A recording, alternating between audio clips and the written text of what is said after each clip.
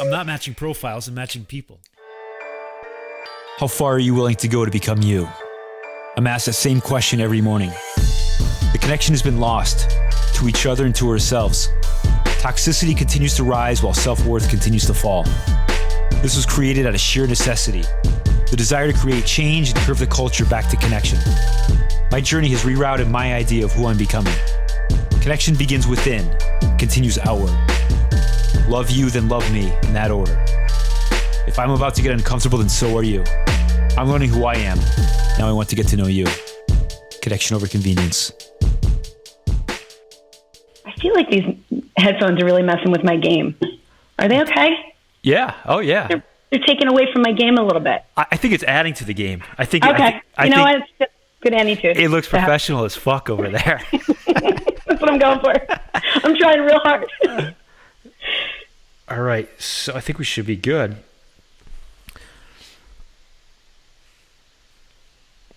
Are you able to turn your volume up a little bit, or do you know how to do that? Is that better?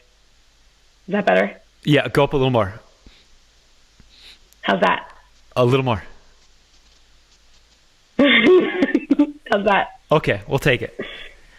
Does this sound pretty even? All right. Yeah, it does now. Okay. Better. Hi. Nice Hi. to see you in person, kind of. It's close to person. What does it say behind you? It says gather. Gather. Okay. Yes, I'm sitting at a table, and this is where everyone gathers, except for not during COVID. Yes. It's just me. Well, we're gathering. We're doing it in different ways. Yes. Very good. Yeah, it was interesting. We met on LinkedIn, and we talked for the first time the other day, and it was like just shot out of a cannon. Like the amount of energy coming out of that conversation. I'm like, let's hop on a podcast and see what happens. Yeah, I tend to do that. I shoot out of cannons, and I don't always mean to, but someone said yesterday, you're very bubbly. I said, oh, I've never heard that before. Yeah, I have some bubble going on in me. I collapse eventually, but right now I'm good. I'm bubbling. You're bubbling. We'll keep the energy going until we unbubble. Okay. We had a lot to say. We talked a lot about relationships and everything involved the other day, and I'm like, let's record this, see what happens. Yeah, I think you just want to get me in trouble. I think that's what you want. That's what everybody says. I'm guaranteed to get in trouble. It's like it is my middle name. Somehow it finds me. So we'll see what happens. I trust you though. We don't hold back. We'll figure it out later. We'll pick up the pieces later. Yeah, God. Okay. I've done that one too many times. What's going on down in Philly? Yeah, unfortunately, not good things right now. And I was drawing some analogies to, I was watching some of your YouTubes and reading your website, and it was saying things like artificial toxicity continues to rise, self-worth falls, change in current relations, and you want to change the culture in current relationships, and it just is so analogous to everything that's happening right now. Yeah. With, the racism and the uproar and the unrest and the looting, and sadly, everything that's happening right outside my door in Philadelphia, but around the country. And along with everything that you say, and of course we want to keep this positive, but with everything that you say in your message about relationships and the things we want to change, Jason, it's incredible how those are the things we want to change in everyday life with racism, and we want to bring that toxicity down. We want to bring authenticity up. And if we can do that in these small ways in relationships and in our everyday life, we can do it across the board. So I just found that really kind of interesting how the dots connected for me today. It begins within and then outward, in each one of us, and one at a time of having those conversations and really just getting to know ourselves and opening up. It's all connection and love. I mean, that's what it is.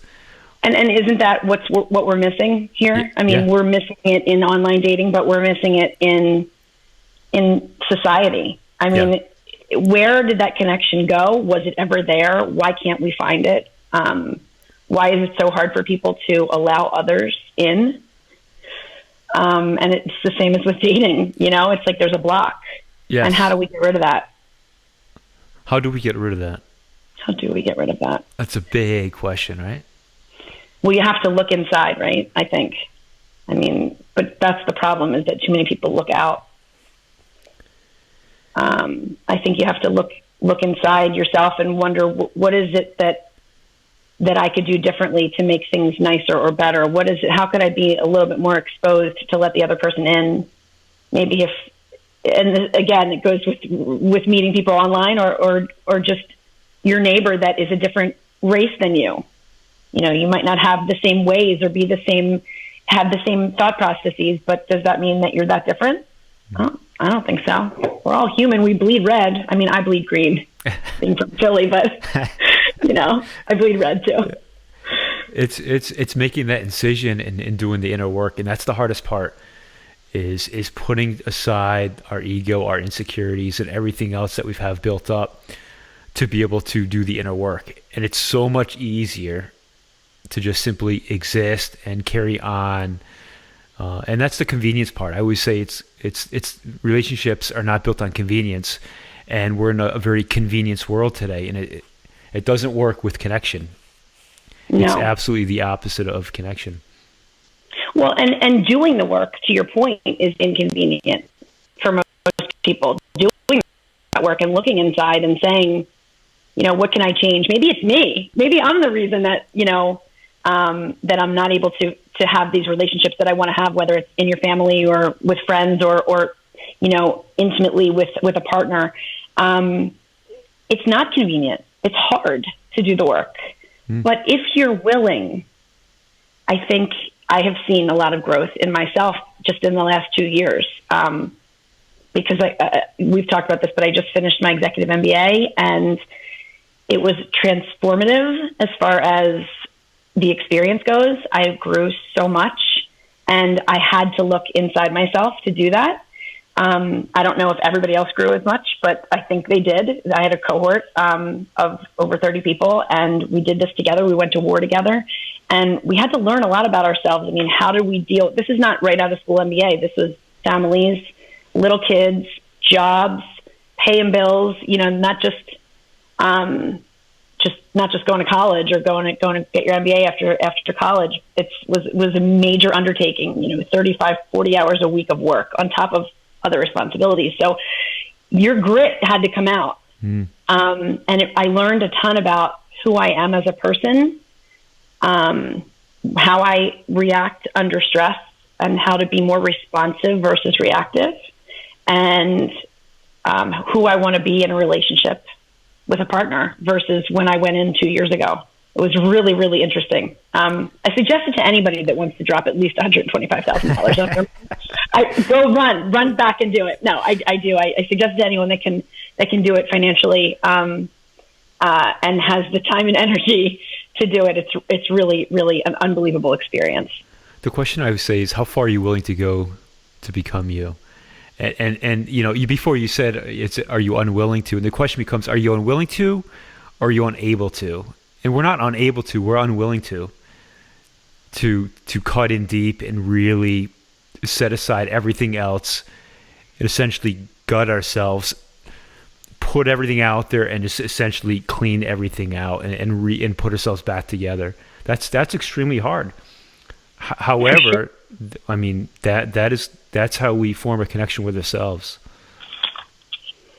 Well, you know, I think when you look at it that way, it seems so. We have to bring in some positive parts of it too. I mean, doing that is also, you have a choice, right? Like, we didn't have a choice of how our childhoods were. We didn't have a choice of how our parents interacted with us and the damage that they did, some of them, or the good. We didn't have a choice in any of that. But now we have a choice to take, like you said, open ourselves up, put ourselves out there, and then build ourselves the way we want to be built, and go for what we want to go for. And like you said, one thing that just stuck out when you said, to become who we're trying to become. Are we ever really that person who we want to become? Like, or is it just a constant work in progress? And I talked to you about that on the phone. I think we're always sort of becoming. Sure. It's getting on the right path, though. I mean, we're students of life, and we're always learning. You should never simply exist. You should always be constantly trying to improve yourself. I think you're so right about people that just exist. I can think of someone right now that is just and I talked to you about this person actually, who just exists and is set in his ways and is merely just existing and going to be probably alone or with someone that doesn't make him happy. And it's sad because I can't change that. You know, I have to just worry about me and becoming who Annie is becoming.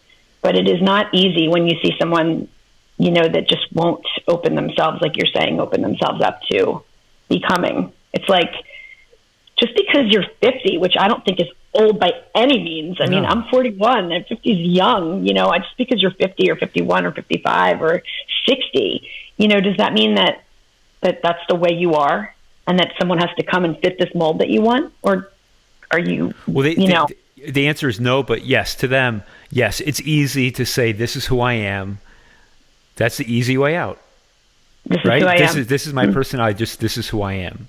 This is what I want. And the problem we have is when you have two people together and you have somebody with that mindset, and then you have somebody who constantly wants to, you know, like a life explorer, constantly pushing to, you know, push themselves. You will lose yourself if you try to pull this person with you. Like if you're trying to fix them, you're trying to save them, you're trying to rescue, whatever it might be. You can't do it. If they're so stuck in their ways and they're unwilling to, not unable, but unwilling to, then you're going to outgrow that relationship. That's what happens. Right. It's like they're all able. Everybody's able to, you know, but a lot of people, and as we age, I think we become so much more unwilling, you know. I happen to try to be a really willing person. You know, I'm willing to compromise. Sometimes I'm a little too accommodating, and that's something that I'm working on. But I think it's important to find that partner that is willing with you, you know, and that's hard to find, especially around my age and a little bit older. It's good. I mean, you want a supportive relationship. You absolutely want to support your partner and they support you, but you can't carry them the whole time. No, it's just babysitting is. I have kids. Yeah, I already have kids. I don't need another child. I'm all set. But I think that's a lot of what we're seeing right now. Yeah, I think and people. One person saying, "This is who I am. This is what I want," and the other person folding and bending and squeezing to be that person that the other person says they want or need, because they don't have the self-worth to. Neither one has the self-worth, actually, right? Yep. Because if you do, you're not folding and bending and squeezing to be that person that the other person wants. And if you have self-worth, you're not saying, this is it, get in this box, and this is where you're going to be. You're open and willing and able to say, I can compromise a little bit. The flip side to that, though, is you have this person who is trying to save and fix and struggling to, you know, they're so loyal to the point of they stay with a person because they're too loyal also. And there's a point where they might stay with the person for the rest of their life because they're so loyal. They will not give up on the person, which I get that to a point, but they're giving up all their self-worth, or they'll get to the point where it just explodes and then it kind of opens up their journey, which is what happened to me. Okay. You tell. Well, I was in a long-term relationship where just I had patterns where I would give and give and give with all my relationships, to the point where I wanted to spend all my time with a person, and then to become the point where I was carrying the relationship, and not at the fault of my partner either. It was, afterwards I recognized what I was doing, but I would lose myself every time by trying to give and give and give and be in that save, fix, rescue mode. And how did you change the way that you were? By not jumping back into relationships after that, and really having a couple years of just solid inner work. It's a journey. It's definitely a journey. Yeah. I've never, honest to God, when I think about it, been alone. I mean, now I'm alone now. Not just physically alone in my home, but I'm alone and single currently. Yeah. And since I'm 14 years old, have had a boyfriend, and then I got married, And then I was with someone right away, and then I got engaged, and I spent maybe a week or two in between alone. I don't even know what it's like to really be by myself, except for I'm also at the same time very independent. So it's not like I need to be with the person all the time, but that feeling of partnership for me is so strong in me that I feel I need that like last night I had a really rough night. I was feeling very vulnerable and sad and alone. And I'm like, embrace this. Just, this is what you're supposed to embrace. This is a beautiful moment for you, though. This is absolutely beautiful for you because you've never spent time with yourself. And I know you do, and you said you're independent and you have time away from the relationships, but you're still inside a relationship.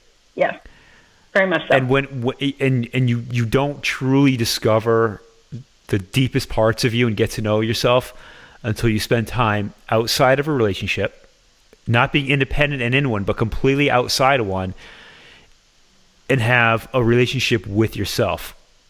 Once you build... Where that doesn't define you, where that isn't defining you. That really, you're saying. It's time to get to spend time with yourself. And it sounds like you struggle with that a little bit, which is a sign that, that's the part of when things get uncomfortable. Don't take the convenience route of going to a relationship just to be in one so you don't feel that uncomfortableness, if that's what it is. So now is your time where you get a chance to spend time with yourself. 1 day, now 2 days becomes 4 days, a month, 2 months. You really start to, you change a lot in those. You'll see as the days go on how strong you become and how far away as you turn back and look at that person you are now. Like it's a different mindset. So let's just throw this monkey wrench in. Go for it. Okay. Yeah. Let's just throw in a fucking pandemic. Okay. Yep. Let's throw in the fact that I can't go be with my girlfriends. Yeah. And maybe there's one that I've bubbled with and I can see but I can't go to a party and just be with my girls. I can't go to a book club. I can't go to the movies. These are things that, and I shouldn't even qualify, but I don't mean to say woe is me. Okay. Everybody's dealing with what they're dealing with. Please know that. But this changes that whole being alone thing. This isn't like me saying there's a wedding coming up and I absolutely cannot go alone. I have to have a partner. I have to have a boyfriend. It's not like that at all. I can do anything myself. I'll show up places. I am bold. I'm not worried about that. I'll go right up to whomever and talk to them. But I can't do that right now. So there's such limited connection that I'm feeling so and that's hard. I appreciate what you just said. In a way, what you're saying though is you're trying to fill a void that's missing right now, as opposed to the bigger picture.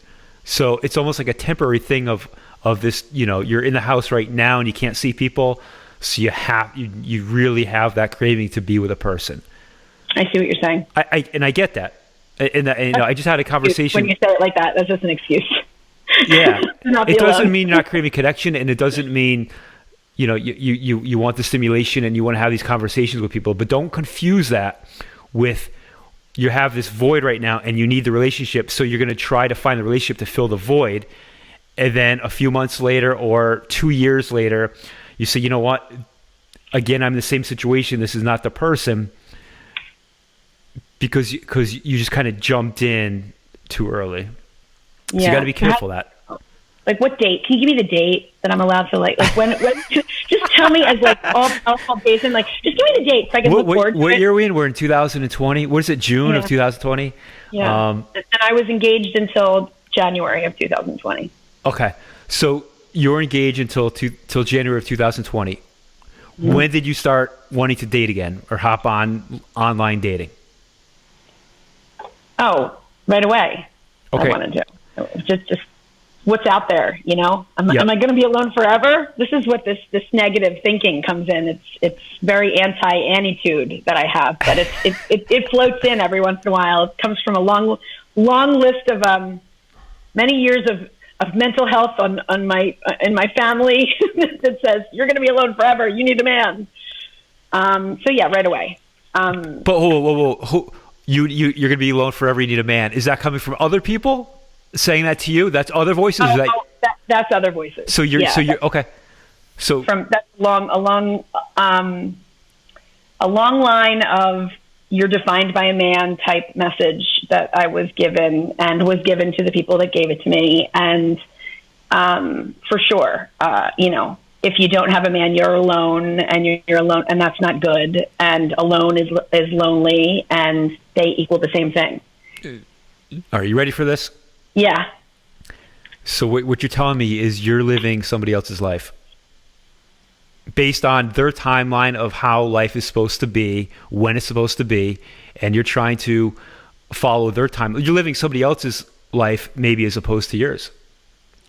It's very possible that I did that. I've lived the life that my parents wanted me to live for a long, long time. Mm-hmm. Or I should say, I thought that my parents wanted me to live for a long time. And now I'm seeing a whole other world of doing things my way. But Jason, after doing things my way for a few years, I ended up by myself. So, I don't know. I need I need a fresh perspective on things. Throw myself into my career, which is what I've been doing. You know, worry about Annie. You know, work on myself. Jason, I do so much work on myself. It's like, where does it end? You know? Do I think I'm going to find the man of my dreams on Tinder or Hinge? You know, pretty positive, glass half full type of person. I think there's a possibility that there's somebody like me out there, but from the looks of it, it's not looking good. It's not looking so good.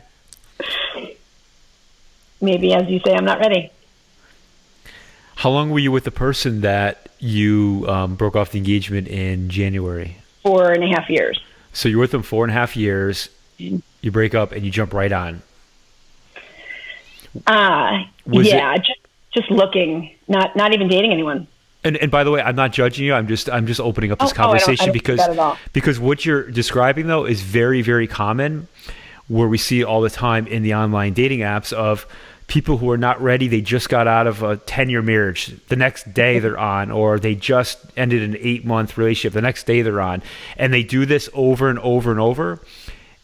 And a lot of them is because they're avoiding to spend time with themselves, to get to know themselves. And so they just jump into the relationship and kind of mold into this next part as opposed to really taking the time to get to know themselves. Well, it's uncomfortable.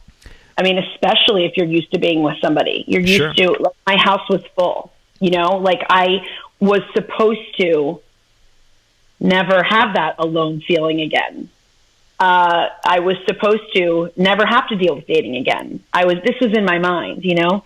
I wasn't supposed to come home to an empty house and have my kids be at their dad's. And, you know, I can always find something to do. It's not that I'm bored. It's just to me, like, I could cry. Like, it's just to have somebody just there. Sure. It's just a nice, warm feeling for me.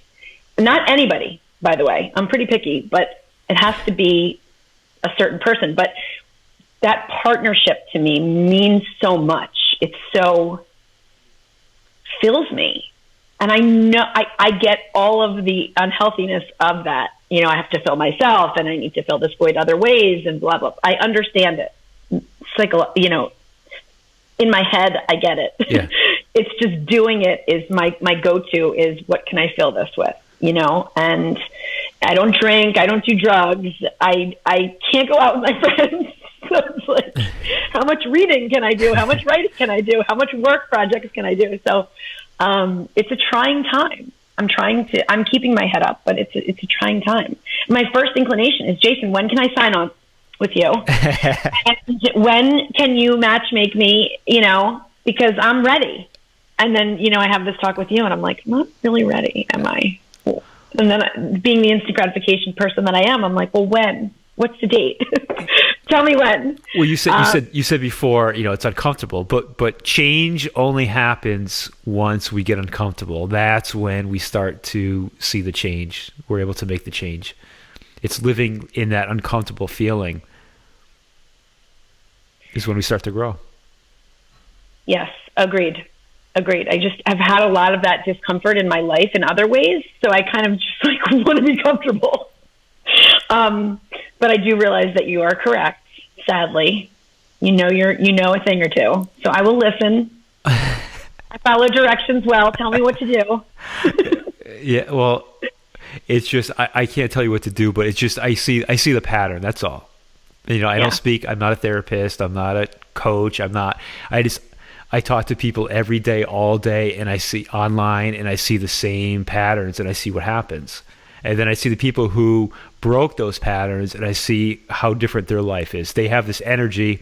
They vibrate at a different frequency after really getting to know themselves, and they attract people at the frequency they vibrate at, which is their surroundings are completely different, and the people around you become completely different. And they have relationships that they always dreamed of, these very healthy, meaningful, deep relationships. I've definitely been seeking that type of connection. Yeah. And I can't say that I didn't have a very meaningful connection with my fiance. I absolutely did, but it was more of a codependency, I think, on both parts. And that's why we are where we are right now and not together. And I have nothing bad to say about him. He's a wonderful man. It's just my life is where it is. So, but I think that is enticing, what you're talking about, that higher level. And I'm very open to doing work and finding myself and being alone and just being with Annie. It sounds phenomenal. Do you know that I never... coming from a codependent where, you know, attachment issues where I wanted to spend all my time with my partners, I never feel alone now. I don't have that feeling. I used to. And once I just really cracked myself open and started my path, I don't have that feeling anymore at all. You don't get that lonely. Like sometimes I get back to like that 6-year-old little girl that like misses my mom when I was at my dad's. Like I was like sad and alone. Like that feeling is right here. I don't know how else to explain it. It's a shit feeling. Because those emotions are still stuck inside you.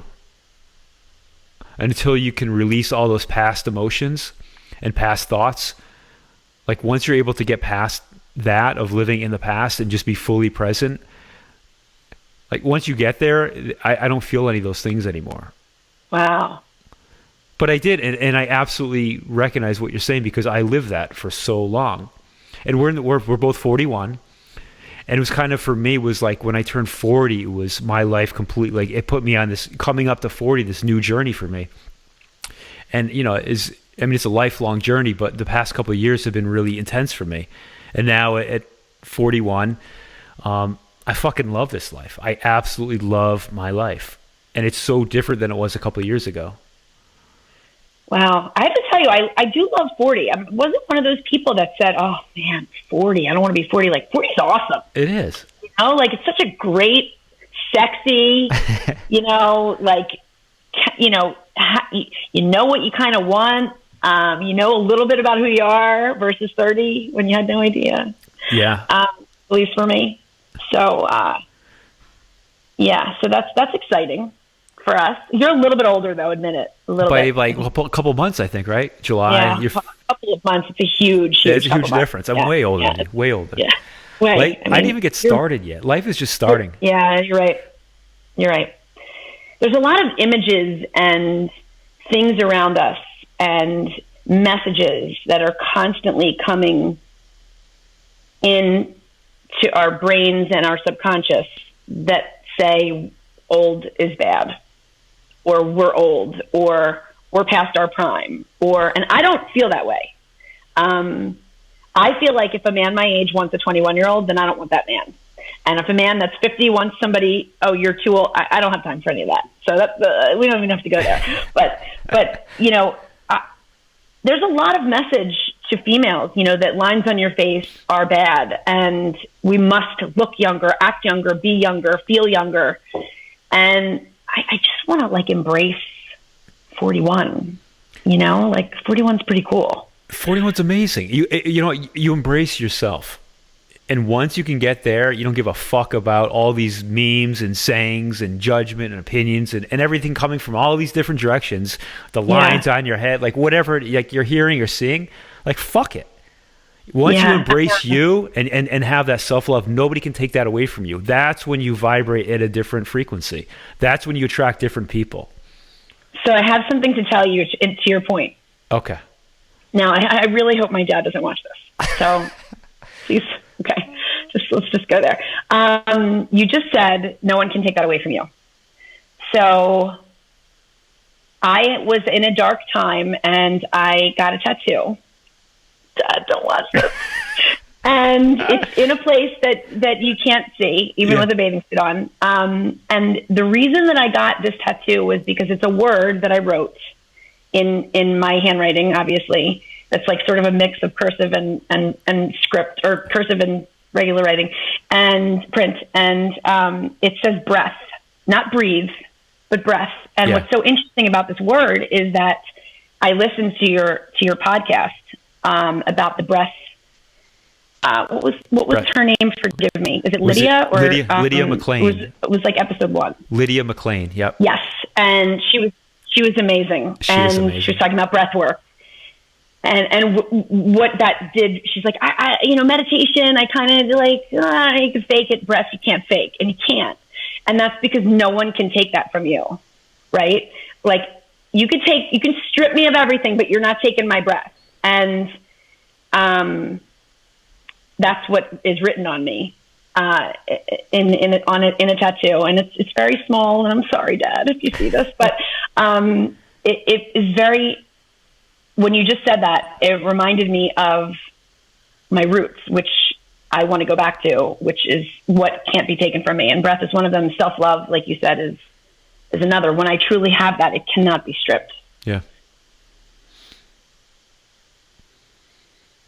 Yeah, breathwork is amazing. And Lydia is amazing too. She opened me up to so many things. And exactly what you said, like the meditation you try, like it takes a while to get to that place. I mean, breathwork is meditation, but it's a different form of it. And it's like, as soon as you start the breathwork, right away, you get into that zone. And it really got me interested, Jason, when I listened to you too. Yeah. I mean, it says on my body, I might as well know what it is, you know? That's amazing. Thank you for sharing that. Yeah. We'll skip that part if Dad watches. The breath. So we covered a lot here, huh? We jumped right in. Good. I tend to do that. I apologize. Was I supposed to wait for questions? There's no questions. I told you, this is not a question interview type platform. This is real conversations. We jump right in. And it's all about connection, relationships, and everything that surrounds that. Well, it is very easy to talk to you. And you have such a great voice. I mean, did you always want to do like radio or podcast? You have such a great voice. Thank you. It's funny. All these years, I think I sound like Kermit the Frog, like to me. And I was hating my voice. You don't. I had a professor that sounded just like Kermit the Frog. Yeah. God forgive me if he watches this. But you do not sound like that. You sound great. And it's not the first time I've thought it. So cheers to your voice. I appreciate that. You know what it was? Is that I have a message to deliver. And it was, to me, the message that I have to deliver and my purpose is so much more important than what I sound like, what I look like, anything else. And I said, fuck it, I'm going to start this podcast. And so we did. And you know, I don't really care about the looks of the sounds. Like I just jump in and do my thing. And if I can get the message to one person at a time, and that's what we're doing. I mean, your message resonates. So I certainly appreciate it. I could talk to you all day. So, you know, feel free to have me on again. I appreciate it so much. I mean, Absolutely. If I did okay, I'd love to keep chatting with you, and definitely interested in. You got me psyched about breath work. So Lydia, thank you. And you definitely made me rethink my whole reaching for that online dating. I think you might be putting Hinge out of business sometime soon. Coffee Meets Bagel has no shot with you. I'm crushing all of these online datings. I'm absolutely disrupting the online dating world one person at a time. I'm cutting a hole inside that ceiling or the floor, and I'm pulling out all the people who really are ready for a relationship. I'm separating the two. Offline matchmaking. That's what I'm doing. I love Connection it. over convenience. Let me know how I can help you. I mean, trust me, I don't know anybody in happy marriages, so I think they could use you. There I am. Good. Thank you so much. I appreciate you opening up and starting this conversation, and we definitely are going to have another one. We're only getting started here. Only getting started. I like it. Gather. That's right. Thank you so much. I appreciate it, and I will be in touch shortly. Okay. Talk to you. Have a good day. Bye. Bye.